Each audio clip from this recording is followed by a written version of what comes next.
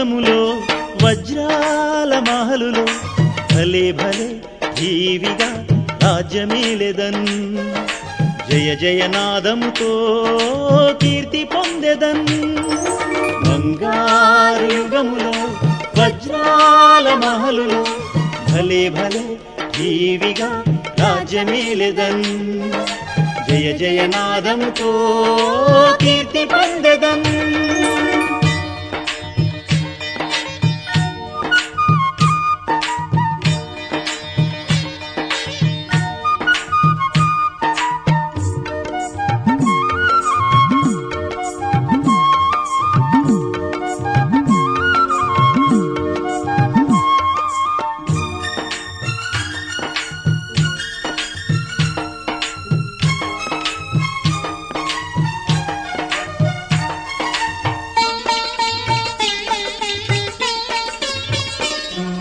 ఒకే రాజ్యము ఒకే ధర్మము ఒకే రేవులో ఆవు పులి నీరు త్రాగును ఒకే రాజ్యము ఒకే ధర్మము ఒకే రేవులో ఆవు పులి నీరు త్రాగును ప్రకృతియే దాసిలాగా సేవ చేయును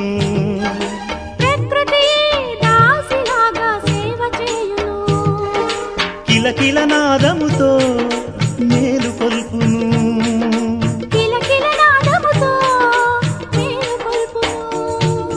బంగారు యుగములో వజ్రాల మహలులో భలే భలే జీవిగా రాజ్యమేలెదన్ జయ జయనాదముతో కీర్తి పొందెదన్ బంగారు యుగములో వజ్రాల మహలులో భలే భలే జీవిగా రాజ్యమేలెదన్ జయ జయనాదముతో కీర్తి పొందెదన్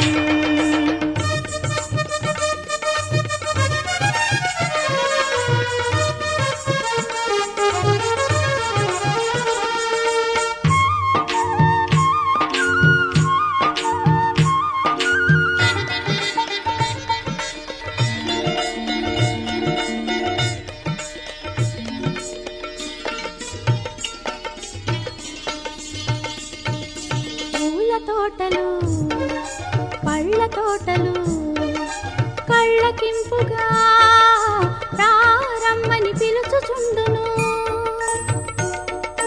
పూల తోటలు పళ్ళ తోటలు కళ్ళకింపుగా రారమ్మని పిలుచుచుండును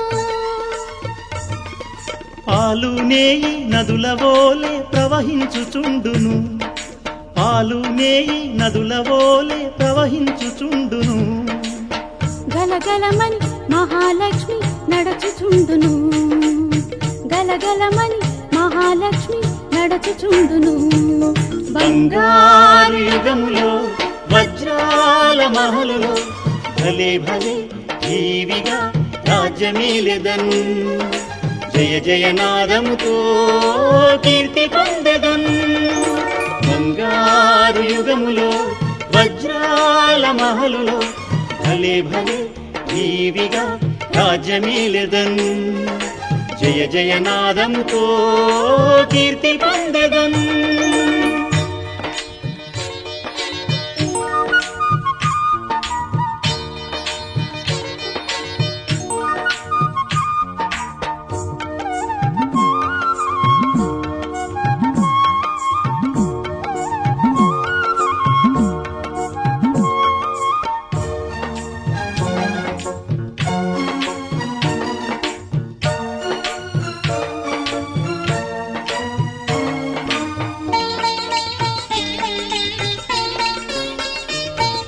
ప్రతి ఇల్లు ఒక దేవాలయము ప్రతి ఇంటిలో ఆత్మజ్యోతులు వెలుగుచుండును ప్రతి ఇల్లు ఒక దేవాలయము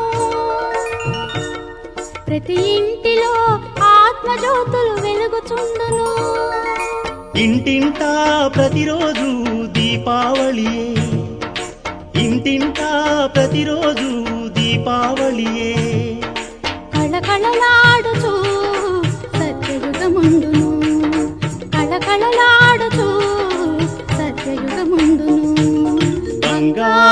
యుగములో వజ్రాల మహలులో భలే భలే జీవిగా రాజ్యమేలెదన్ జయ జయనాదముతో కీర్తి పొందెదన్ బంగారు యుగములో వజ్రాల మహలులో భలే భలే జీవిగా రాజ్యమేలెదన్ జయ జయనాదముతో కీర్తి పొందెదన్.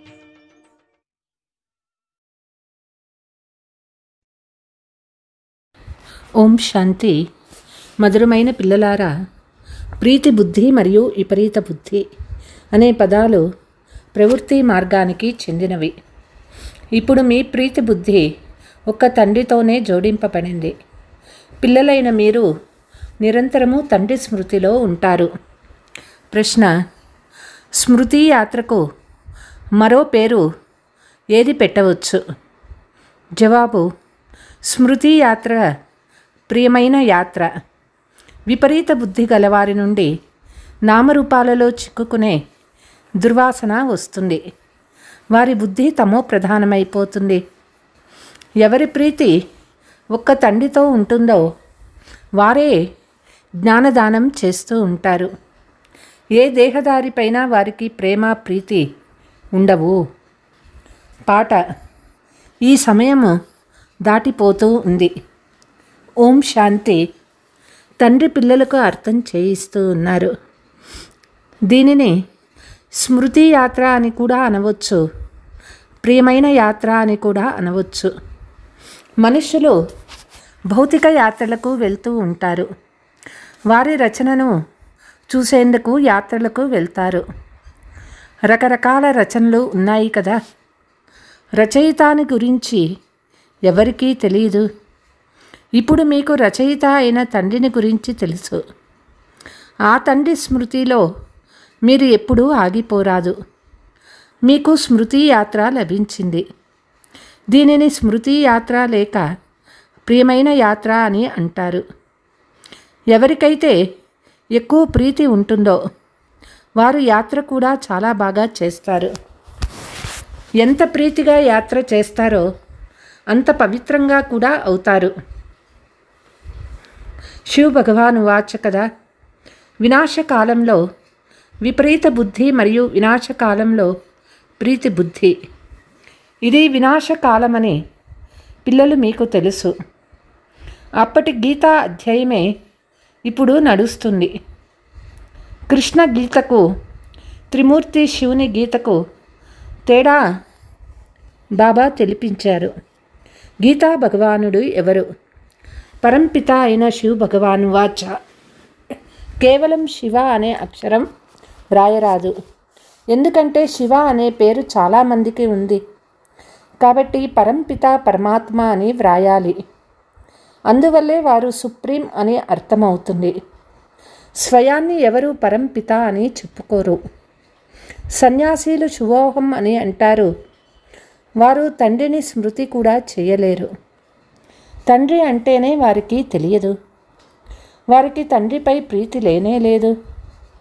ప్రీతి మరియు విపరీతము ఇవి ప్రవృత్తి మార్గం వారి కొరకే. కొంతమంది పిల్లలకు తండ్రిపై ప్రీతి బుద్ధి ఉంటుంది. కొంతమందికి విపరీత బుద్ధి కూడా ఉంటుంది. మీలో కూడా అలాగే ఉన్నారు. తండ్రి సేవలో తత్పరులై ఉన్నవారికి తండ్రిపై ప్రేమ ఉంటుంది. తండ్రి తప్ప ఇతరులెవ్వరికి పై ప్రీతి ఉండదు. బాబా మేము మీ సహాయకారులము అని శివబాబాకే చెప్తారు. ఇందులో బ్రహ్మ మాట లేదు. శివబాబాతో ఏ ఆత్మలకు ప్రీతి ఉంటుందో వారు తప్పకుండా సహయోగులుగా ఉంటారు. శివబాబా జతలో వారు సేవ చేస్తూ ఉంటారు. ప్రీతి లేకుంటే విపరీతమవుతారు. విపరీత బుద్ధి గలవారు నశిస్తారు. తండ్రిపై ఎవరికైతే ప్రీతి ఉంటుందో వారు సహయోగులుగా కూడా అవుతారు. ఎంత ప్రీతి ఉంటుందో సేవలో అంత సహయోగులుగా అవుతారు. స్మృతే చేయకుంటే ప్రీతి ఉండదు. వారికి దేహదారులతో ప్రీతి ఏర్పడుతుంది. మనుషులు తమ గుర్తుగా మనుషులకు కానుకలు ఇస్తూ ఉంటారు. తప్పకుండా వాళ్ళని గుర్తు చేసుకుంటారు. పిల్లలు మీకు తండ్రి అవినాశి జ్ఞానరత్నాలను బహుమతిగా ఇస్తూ ఉన్నారు. దీని ద్వారా మీకు రాజ్య పదవి ప్రాప్తి చేసుకుంటారు. అవినాశి జ్ఞానరత్నాలను దానం చేస్తే వారు ప్రీతి బుద్ధి కలవారు. బాబా అందరి కళ్యాణం చేసేందుకు వచ్చారని వారికి తెలుసు. మనం కూడా సహయోగులు అవ్వాలి. ఇటువంటి ప్రీతి బుద్ధి కలవారు తప్పకుండా విజయం పొందుతారు. ఎవరైతే స్మృతే చెయ్యరో వారు ప్రీతి బుద్ధి కలవారిగా ఉండరు. తండ్రిపై ప్రీతి ఉంటేనే స్మృతి చేయగలరు. కనుక వారి వికర్మలు వినాశమవుతాయి. అంతేకాక ఇతరులకు కూడా కళ్యాణకారి అయి దారి చూపుతారు. బ్రాహ్మణ పిల్లలు మీరు ప్రీతి మరియు విపరీతాలపైన ఆధారపడి ఉంటారు. తండ్రిని ఎక్కువగా స్మృతి చేయవారు అంటే తండ్రిపై ప్రీతి గలవారు నన్ను నిరంతరము స్మృతి చేసి నాకు సహాయకులుగా అవ్వండి అని తండ్రి చెప్తూ ఉన్నారు. రచనకు రచయిత అయిన ఒక్క తండ్రి మాత్రమే స్మృతి ఉండాలి. ఏ ఇతర రచన స్మృతి చెయ్యరాదు. ప్రపంచంలోని వారికి రచయిత అంటే అది కూడా రచనే కదా. రచయిత అయితే అందరికీ ఒక్కరే కదా. ఈ కంటితో చూసేదంతా రచనే కదా. కంటికి కనిపించని వారు రచయిత అయిన తండ్రి బ్రహ్మ విష్ణు శంకర్లకి చిత్రాలు కూడా ఉన్నాయి. వారు కూడా రచనయే కదా. బాబా తయారు చేయించమని చెప్పారో ఆ చిత్రాలపై భాగంలో పరంపిత పరమాత్మ త్రిమూర్తి శివ్ భగవానువాచ అని వ్రాయాలి. స్వయాన్ని భగవానుడని చెప్పుకున్నా నేను పరంపిత అని చెప్పుకోలేరు.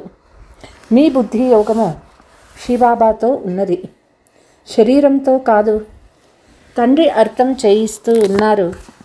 స్వయాన్ని అశరీరిగా ఆత్మగా భావించి తండ్రి నన్ను స్మృతి చెయ్యండి. ప్రీతి బుద్ధి విపరీత బుద్ధి మొత్తం సేవ పైననే ఆధారపడి ఉంది. మంచి ప్రీతి ఉంటే తండ్రి సేవ కూడా బాగా చేస్తారు. అప్పుడు విజయంతి అని అంటారు. తండ్రిపై ప్రీతి లేకుంటే సేవ కూడా వారి ద్వారా జరగదు.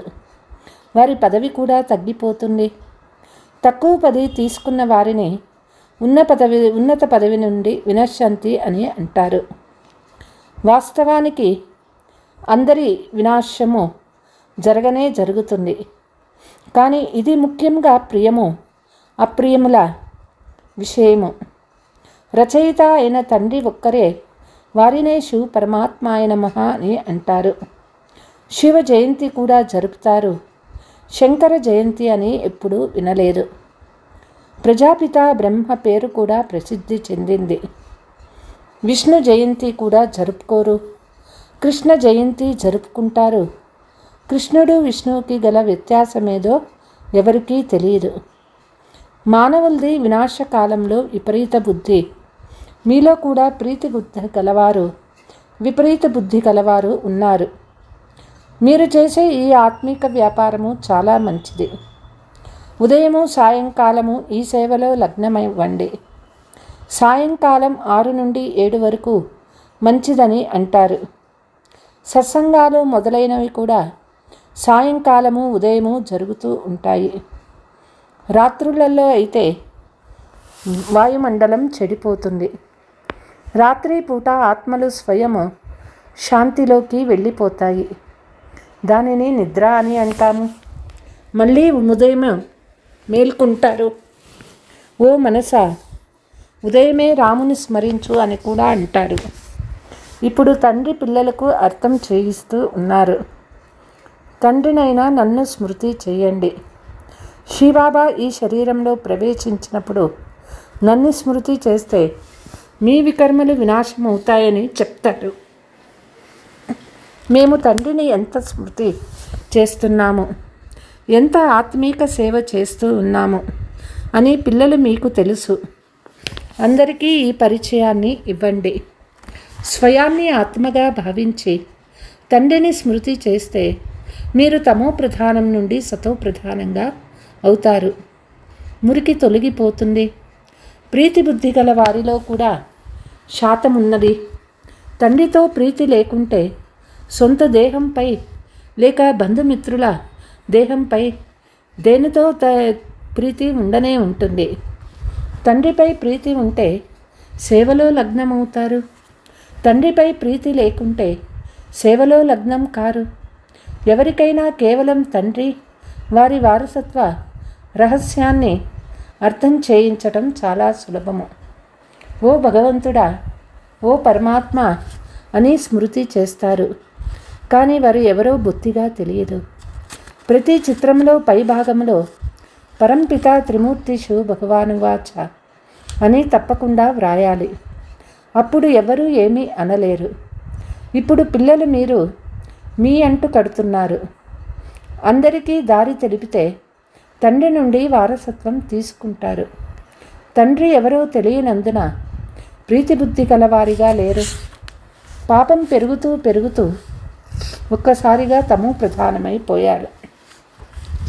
ఎవరు చాలా స్మృతి చేస్తారో వారికి తండ్రిపై ప్రీతి ఉంటుంది.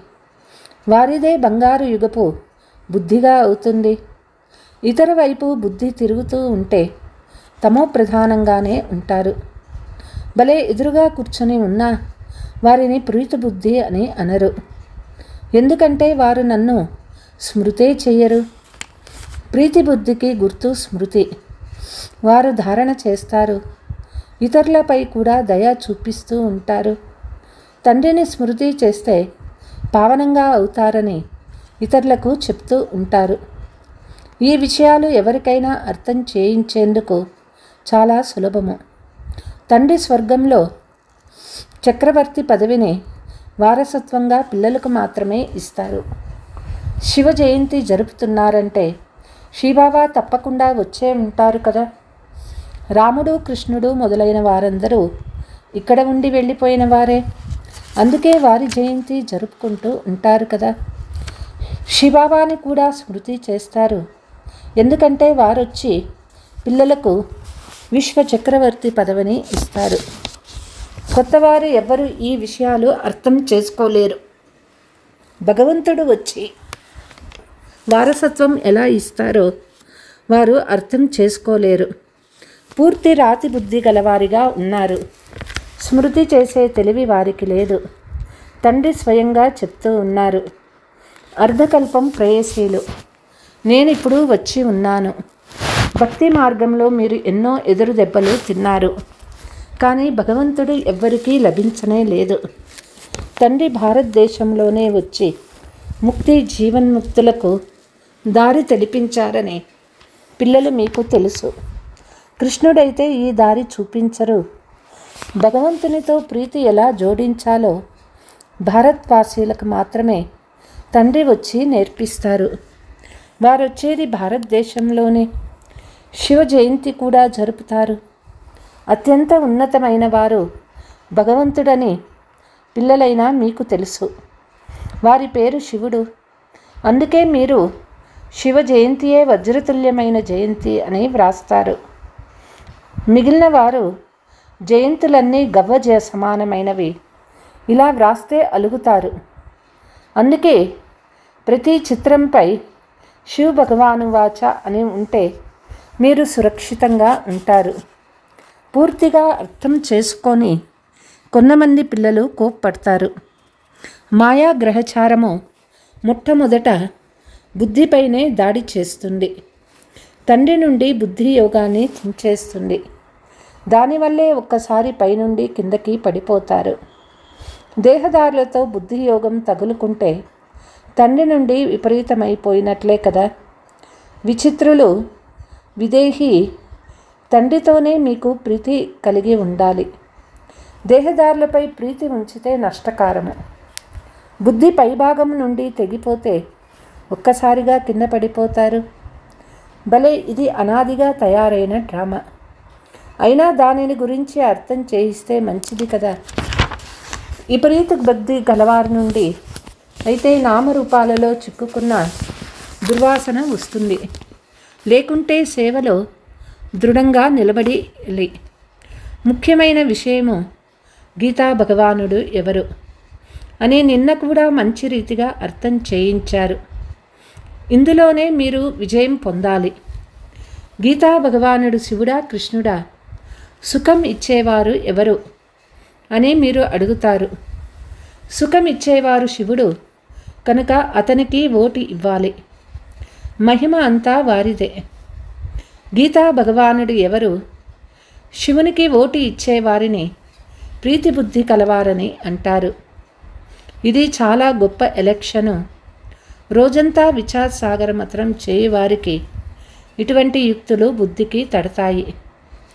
చాలామంది పిల్లలు నడుస్తూ నడుస్తూ అలుగుతారు. ఇప్పుడు చూస్తే ప్రియంగా ఉంటారు. మరికొంతసేపటికి ప్రీతి తొలగిపోతుంది. అలిగిపోతారు. ఏదో ఒక మాట వలన కోప్పడితే ఎప్పుడూ స్మృతి కూడా చేయరు, జాబు కూడా వ్రాయరు. అంటే ప్రీతి బుద్ధి లేనట్లవుతుంది. కనుక బాబా కూడా వారికి 6-8 మాసాలు జాబు వ్రాయరు.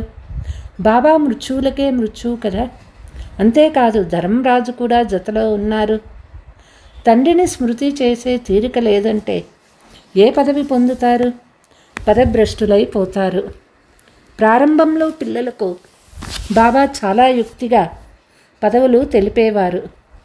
ఇప్పుడు వారు లేనేలేరు. ఇప్పుడు మాల మళ్ళీ తయారవుతుంది. సేవ చేయువారిని బాబా మహిమ చేస్తారు.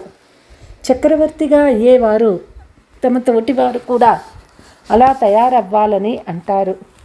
వారు కూడా మా మాదిరే రాజ్యపాలన చేయాలని భావిస్తారు. రాజుని అన్నదాత, మాతాపిత అని కూడా అంటారు. ఇప్పుడు మన మాత జగదాంబ. వారి ద్వారా మీకు అపారమైన సుఖం లభిస్తుంది. మీరు పురుషార్థం ద్వారా ఉన్నత పదవి పొందాలి. పోను పోను ఎవరెవరు ఏ పదవి పొందుతారో పిల్లలైన మీకు తెలుస్తూ ఉంటుంది. సేవ చేస్తే తండ్రి కూడా వారిని స్మృతి చేస్తారు. సర్వీస్ చేయకుంటే తండ్రి ఎందుకు స్మృతి చేస్తారు? ప్రీతి బుద్ధి కలవారిని తండ్రి స్మృతి చేస్తారు. బాబా ఇది కూడా అర్థం చేయిస్తూ ఉన్నారు.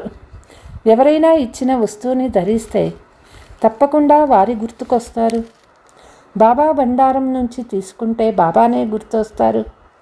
బాబా తన అనుభవాన్ని స్వయంగా తెలుపుతారు. తప్పకుండా గుర్తొస్తారు.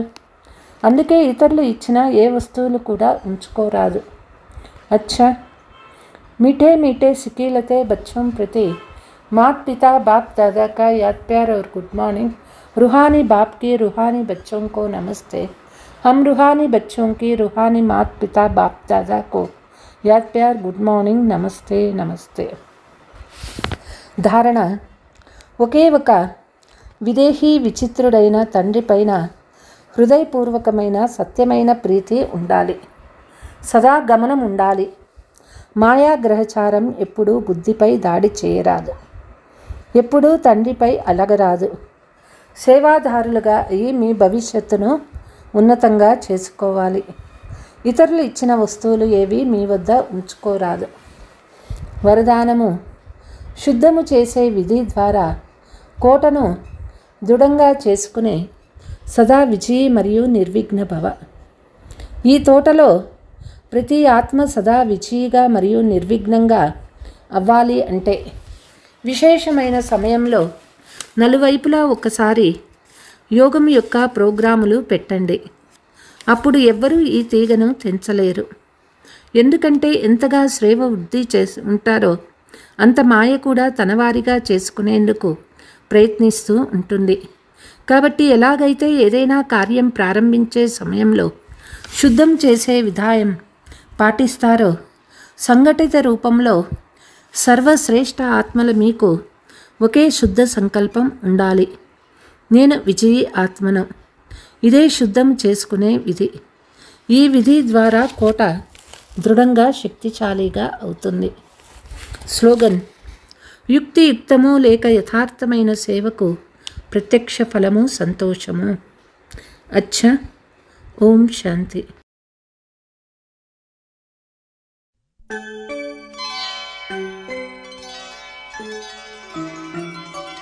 నిర్మల మనసుతో నిశ్చయ బుద్ధితో శివ పరమాత్మని తలవాలి.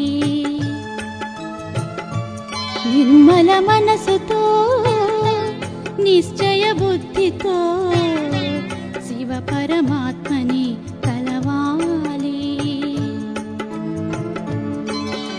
నిరంతరము ఆ నిరాకారుని విస్మరించక నడవాలి. నిరంతరము ఆ నిరాకారుని విస్మరించక నడవాలి.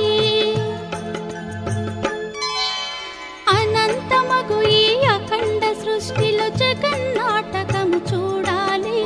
పరమగుహ్యమగు జ్ఞానామృతమును తనివి తీరగా పొందాలి. అనంతమగు ఈ అఖండ సృష్టిలో జగన్నాటకము చూడాలి. పరమగుహ్యమగు జ్ఞానామృతమును తనివి తీరగా పొందాలి. నిర్మల మనసుతో నిశ్చయ బుద్ధితో శివ పరమాత్మని కలవాలి. నిర్మల మనసుతో నిశ్చయ బుద్ధితో శివ పరమాత్మని కలవాలి.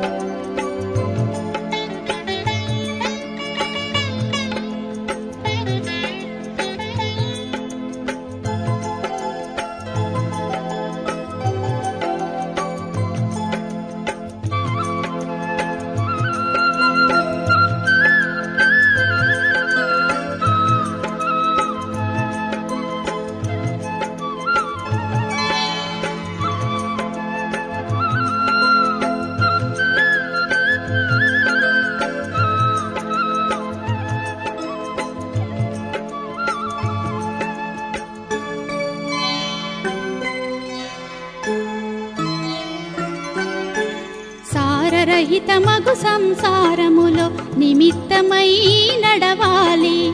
పాప విముక్తికి పరమేశునితో సదా యోగము చేయాలి.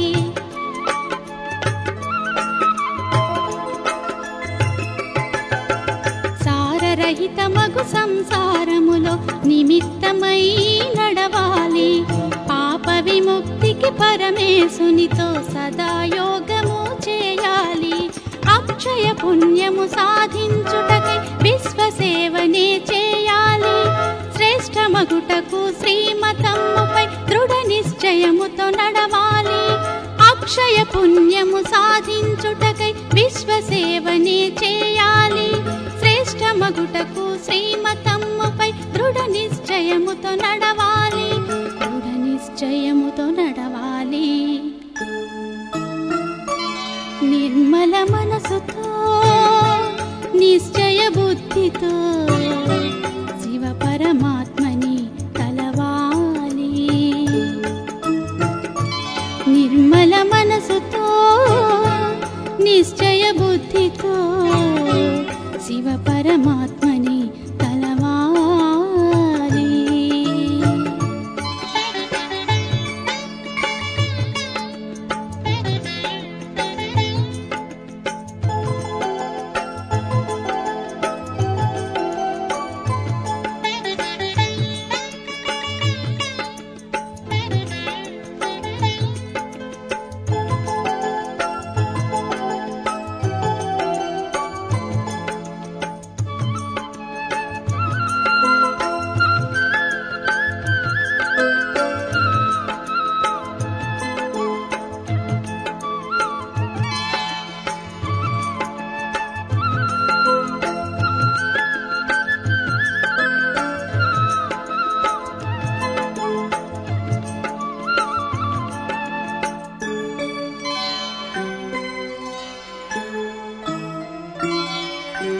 కర్మయోగులుగా సకల కర్మలు అతి కుశలతతో చేయాలి.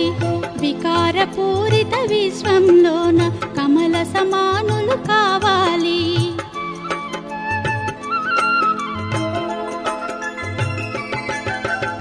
కర్మయోగులుగా సకల కర్మలు అతి కుశలతతో చేయాలి. వికారపూరిత విశ్వంలోన కమల సమానులు కావాలి. కలియుగమందున పావన జీవన పరిమళము వెదజల్లాలి.